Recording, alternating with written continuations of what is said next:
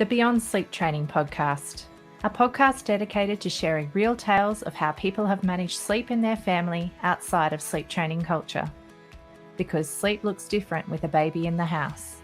And because every family is different, there is no one-size-fits-all approach to take.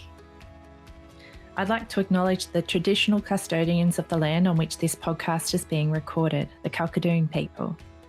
I pay my respects to the elders of this nation and the many other nations our guests reside in from the past, present and emerging. We honour Australian Aboriginal and Torres Strait Islander people and the unique cultural and spiritual relationships to the land, water and seas, as well as their rich contributions to society, including the birthing and nurturing of children. Welcome back to the Beyond Sleep Training podcast. I'm your host, Carly Grob, and with me today is my neighbour, Terese Collings. Hi, Terese. Hi. So it's a little bit of a different episode for me today because normally my guests are somewhere remote and usually very far away from where I live, seeing as I live in the Australian outback. But I'm very lucky to have Terese as a neighbour straight across the road from me, and she's joining us today to talk a bit about sleep with her family. So welcome to the show, Terese. Thanks. And would you like to tell our listeners who's who in your little family? In my zoo. In your zoo, your crew. Yeah. So we've got nearly three little ones, 3 under 3, or 3 and under. Oof. So, yeah, we've got Cora, who's 3, then we've got Mariah, who's 2 next month, and then we've also got a teenager in the house at the moment, being a 14-year-old, so that's an interesting sleep comparison. Yeah, so we'll have to talk a bit about teen sleep as well. And then obviously myself and my husband, Ross. So, yeah, quite a varying range of... You've got the blended family going on. Yeah. Lots of age ranges there. So tell us, how did you think you were going to approach sleep before you had your first baby? Didn't even think about it at all. I just went, you just put them down for sleep in their cot. That was that. Easy as that. No more thought. So Absolutely no more thought. So with your husband, because he's got his 2 older boys, did he have any? So he did FIFO with them when they were younger. So for the first year of the 14-year-old's life, he was working away for up to 13 weeks at a time. So he had no... So really his first experience as well. So we both went in with like everyone just puts them down in their cot. Like that's what happens. Okay, no worries. And so my first encounter with the whole my kids not sleeping was the second night in hospital. Second night syndrome. Yeah. If anyone hasn't heard of it before, it's a thing. I literally hadn't at that time. And so I was like, this is bizarre. Like she's okay when she's on me. She's not okay when she's down in the little crib thing. Like what is going on? Like, is it hurting her? Like, what's in the mattress? What's this? What's that? And I was like, can you please just sleep? Like, I just where's the off button? Yeah. So I really struggled with that a lot. And then as time went on, like she started just sleeping in her cot. And then she started not liking it when it was too cold. And then we started going, okay, like, is it too cold? Is it too hot? Is it too this?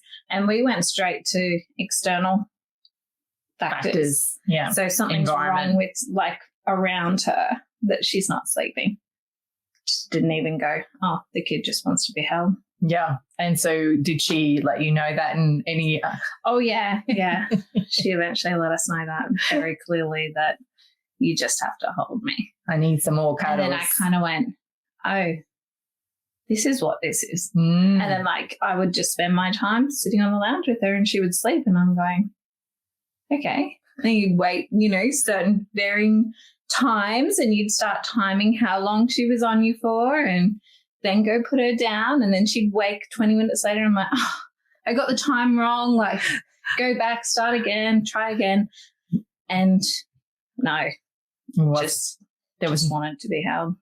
And so that was when she was a tiny babe, or was this as she was getting bigger? No, so that's when she was a tiny one. And then come 3-4 months, she started sleeping quite all right.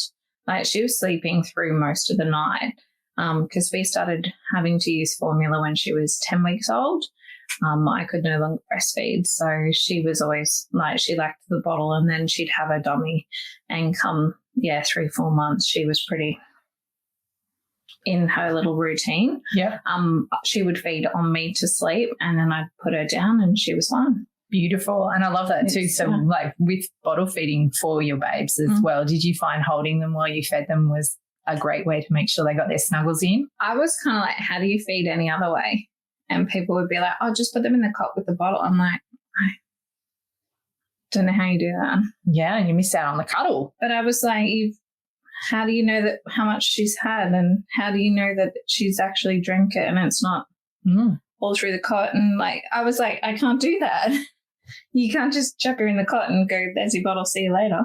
Yeah. So safety-wise, it just makes sense. Yeah. And also you get to hold your baby. Yeah. So bonus. I was like, plus, like, she's not feeding from me. So the next best thing's she's on me when she's feeding. Yeah, I think that's a great comparison too. Like when you think about what a breastfed baby would have been doing, they would have been there. Yeah. So I was like, if I was doing what I thought I would be, she would be right there. Yeah. So we kind of did that. And then Ross would do the skin on skin stuff. Like he'd sit with his shirt off and feed her like the bottle to try and have that attachment. Yeah. So his attachment with the younger kids is very different to attachment with the older two.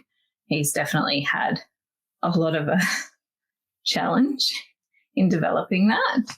So that's been interesting for him. It's been like a completely different experience for his side as well. And even like with sleep, like he'd come home from night shift, and if she was struggling to sleep, he would lay down in bed with her next to him. Lovely. Like, and that was his bonding. Beautiful. So he was more than willing to be a part of that process as well. That's fabulous, especially if, like when he'd had such a different experience with the first two kids and he missed a lot of those opportunities with them. Yeah. So did that come naturally to him, like that he wanted to be able to do that, or did you prompt it along? No, that was him. He just went, no, I didn't get like anything like this with my two kids. Like this is how I want it to be.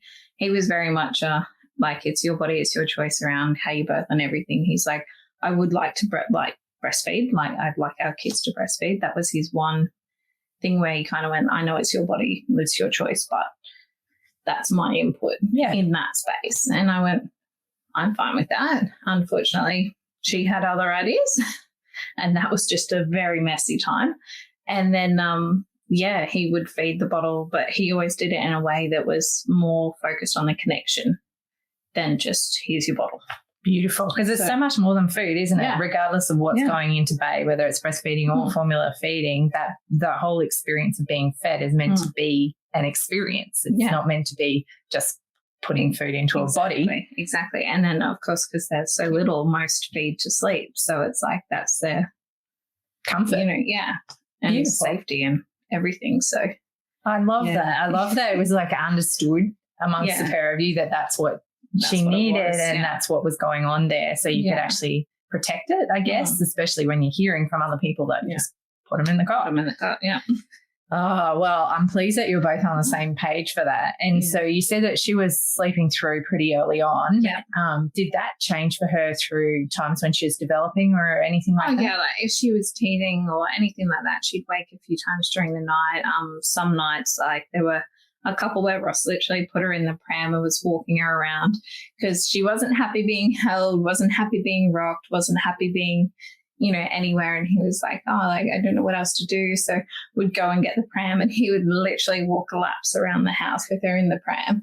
And then she'd finally fall asleep and he'd be like, I don't want to take her out. Literally, we had that too. We had this cul-de-sac that we live in.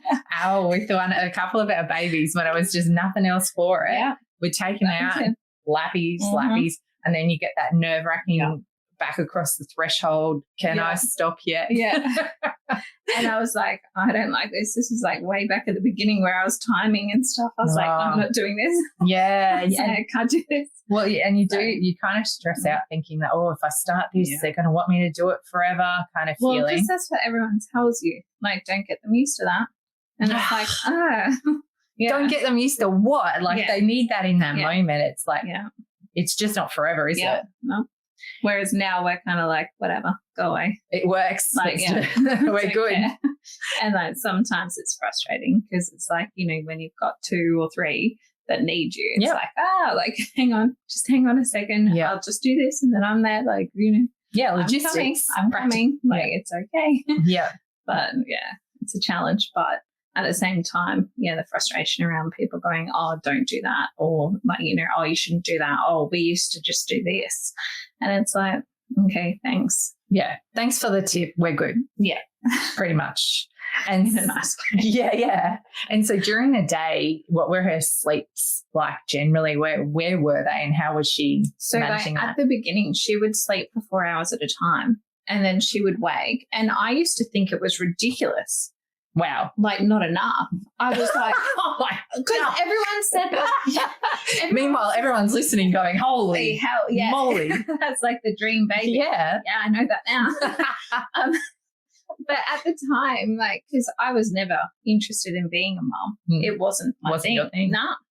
And when I met Ross, he had the 2 boys and we went, that's enough. We're good. Like, we don't need kids. And then along came little Miss 3 and I went, my life is over. Had a meltdown. Took half the pregnancy to come to terms with, okay, we're actually having a baby. And so I was essentially in denial, so never read anything to do with baby because I was like, no. You weren't even ready to be doing it full stop. I'm not there. I'm not reading about it. I'm not reading all the books. I'm not doing all of that. Like, I'm not doing it. And people would always ask me, what book are you reading? Like, have you read this one? And I'm like, I'm not reading any books. I'm not doing that. Which might have actually been your savior in the end. And so then when she came along and all these things popped up, I was like, what is that? I was like, oh, maybe I should have read a book. Yeah. Like, maybe I should have done this. And then I was like, actually, no. Like, and then our biggest thing was just letting go. Like, just, you're not going to be able to keep living how you were. You have to let that go. And this is now. It's like a process of grieving your old life while you're beginning your new one, isn't it? Because it's like, life I don't changing. want to resent you. But But like those feelings are so, I don't know many people who can get through that first baby experience without feeling some resentment, some missing your old life. Yeah. And then all the guilt comes in and people start going like, oh, but like, it's the best days of your life. Yeah, and there's people that are struggling. You should be grateful. I am grateful. You can be both. I'm not discrediting their journey, but mine's very different. So well, I think for anyone listening along, if you've had those feelings too, don't feel like you're alone. And there's a process they talk about now, matrescence. Yeah. And I've heard that they're also starting to realise there's also putrescence for the dads as well, and the partners. And it is a real thing. It's a massive shift in your body systems. It's the equivalent of adolescence, but in parenthood.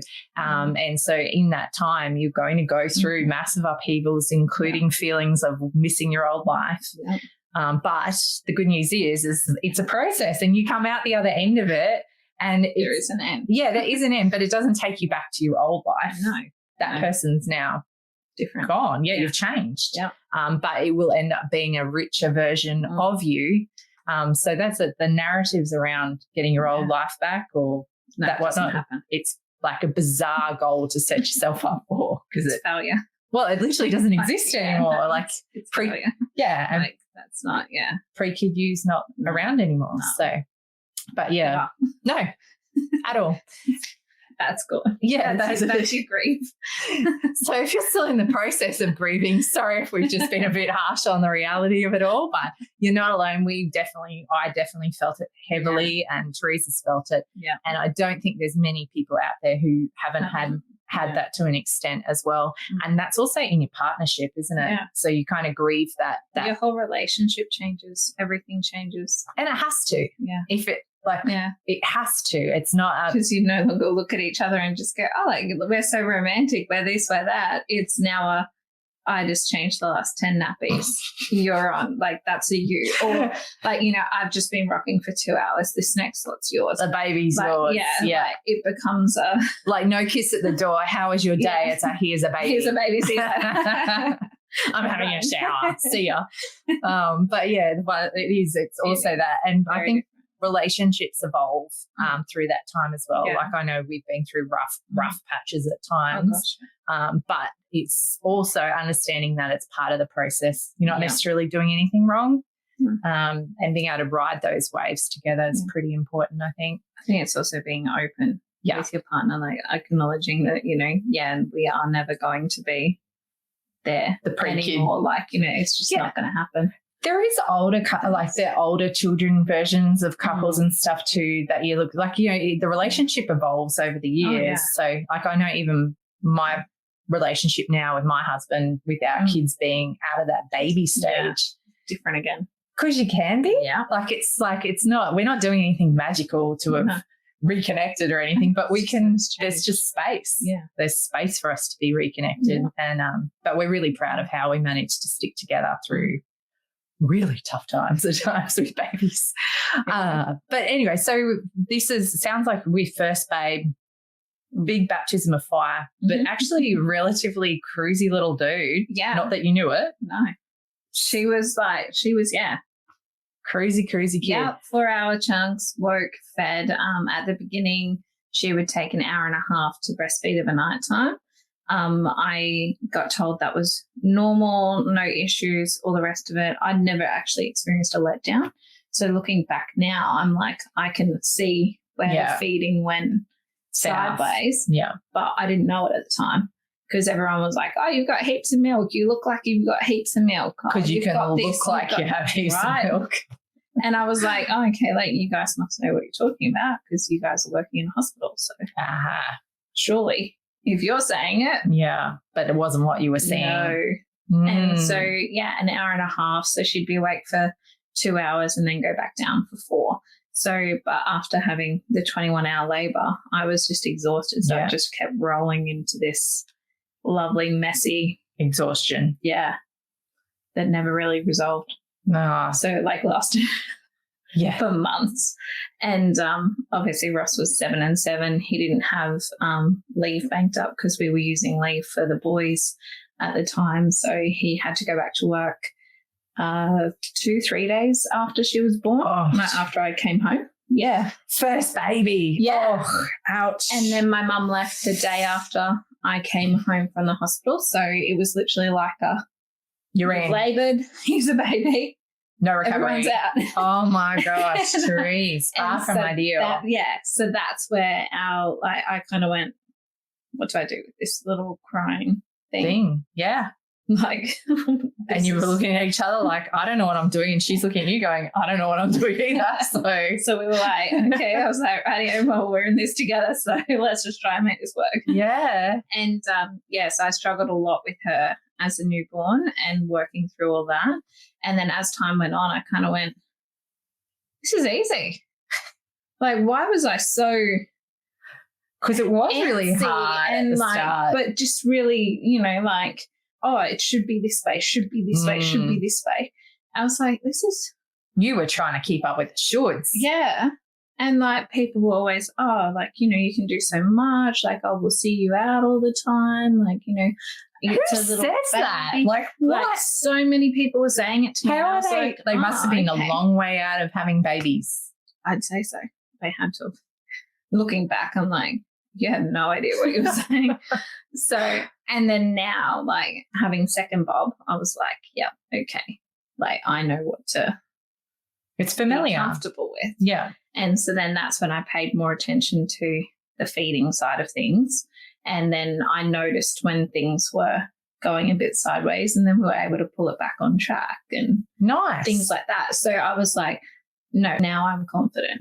Because I was like, I'm comfortable to go, no, this is what I want. So you went in, did you, what were you looking for and what did you try and change that helped? So I let go of the expectation of the shoulds and I was like, you know what, I just don't care anymore. Yeah. At the end of the day, we had a 16-month-old who was thriving. Oh, yeah, by the way, yes, 16 months of life, just quietly. Yeah. So she was thriving. Yeah. So she was thriving. She was happy, always happy. She was very colicky as a baby as well, but I think that was just a combination of everything that was happening. And now I'm like, oh, is colic linked to your gut health? What am I looking for now as you're getting older? And things like that. So I think I just became a lot more comfortable to go, no, I think we're good. Yeah. Like we've got a 16-month-old who's fairly chunky. Like We're pretty happy with how she's going. She's fine. Yeah. So we're good. And then when it came to conversations around birthing second Bob, I was like, no, I don't want to be in the hospital. Like, I'm not comfortable in the hospital. I want to be at home.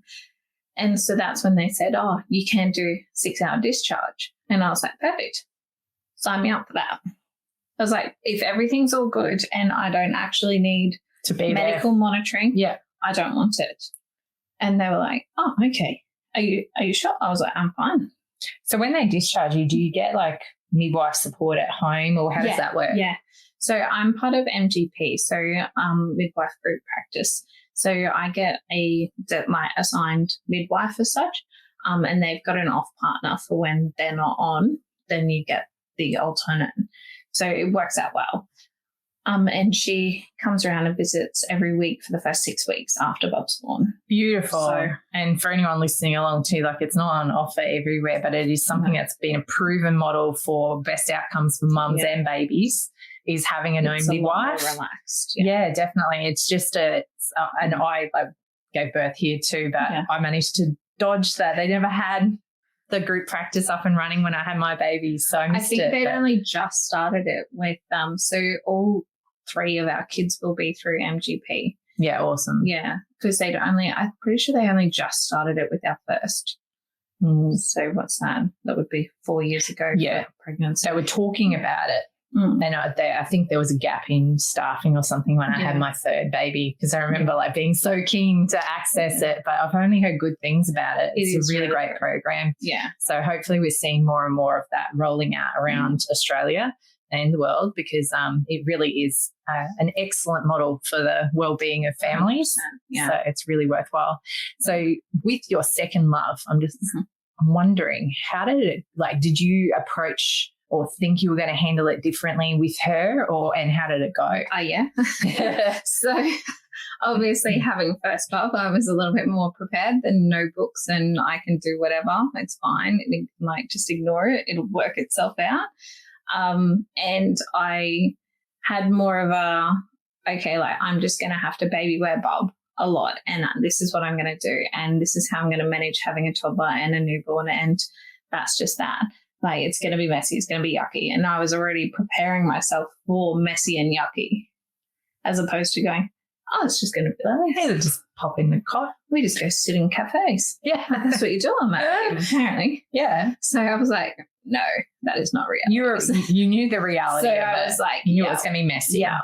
So I was more prepared. I was more relaxed for messy, as opposed to it actually expectation has to be. Don't you think? Like, I remember, because lowering expectations was actually really great for my mental health. Oh, yeah. And I know for some people they say, if you have low expectations, what else are you going to get? But for me, it's like low expectations are realistic when you're talking babies and toddlers. Oh, yeah. So having low expectations, it kind of sets you up for feeling more like, yes, like I knew it was going to be messy. I knew we'd have yucky days and whatnot. Very yucky days. Yeah. But 2 under 2, like what else is it going to be? Like, exactly. It's a very challenging time. Exactly. And it doesn't mean you're doing anything wrong. No. I would have comments made of, oh, you don't know what you're getting yourself into. Like 2 under 2 is really challenging. Oh, it's just, it's horrible. You're going to look back and wish that you'd waited. And I was like, really? Thanks. Wow, that's so helpful. I was like, that's cool. But like the realistic bit, but stopped and gone, oh, did you guys actually plan your second child to be 2 under 2? Yeah, maybe you did. Kind of, not really. Nah. Like all 3 of this one's the most planned. Yeah. Out of all 3. So we were like, oh, okay, like that happened a lot quicker than what we thought. Yeah. Because like conceiving children, I was told by a GP when I was about 19 would be very slim. Yeah, right. So here you are. Yeah. I was like, well, that worked out great for me. Thanks, mate. I reckon. Glad I didn't rely on that for contraception. Absolutely. But like, so that's a whole nother ball game, that one. But yeah, like having second Bob, I went in with less expectation and more of a focus on, do you know what? Like the first year is just messy. And eventually we'll get there. And eventually you'll find a pattern. And eventually it will be fine. And then I had more of a focus for myself on those 5 minutes where both of them just might be sleeping. I was like, that's when I'm going to have my cup of tea. Yeah. Like that's Pick when I'm your going to do. Yeah. Instead of worrying about putting on the washing and unstacking the dishwasher then, I'm doing it when they're awake. Yes. Like, absolutely. And things like that. So I shifted my focus of what I wanted to achieve in those smaller pockets of time. Yeah. And I found that helped a lot more. Yeah. I managed a lot better with my second than with my first. And we had the teenager, he was then 12, turning 13, with us at the time. So, well, I'm just looking at our time, and I reckon I'm going to need to hear more details about this, because I also do want to ask you about teen sleep as well, because it's an interesting dynamic in the household. Do you mind if we do a second episode? Fine. That's fine. All right. Well, we'll finish off this episode with what we've had. Do you have a tip that you'd like to give our listeners, something you would have loved to have heard when you were expecting your first love, maybe? Just embrace it. Let it go. Like, just let go of, like, you can read books and stuff, but don't hold it as like your holy grail. Like, there's no holy grail for any of it. And you're not meeting anyone else's standards. Yeah. It's not really their thing, is it? It's your thing. Yeah. And it's fitting it with you and what you're comfortable with.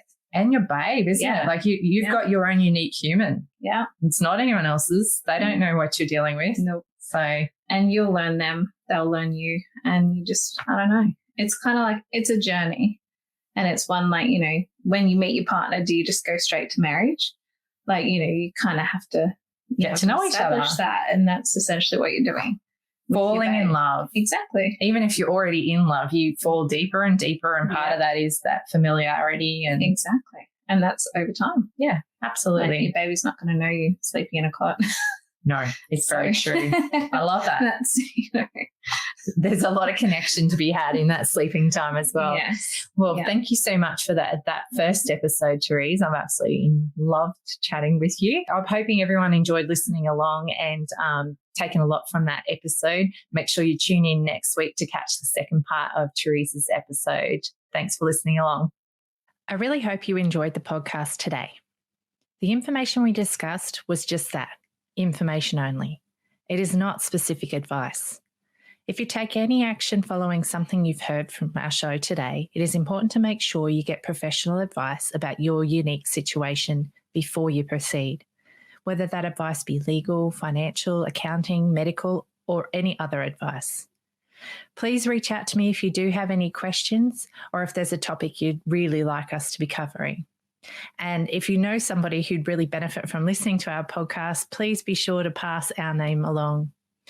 Also, check out our free peer support group, the Beyond Sleep Training Project, and our wonderful website, www.littlesparklers.org.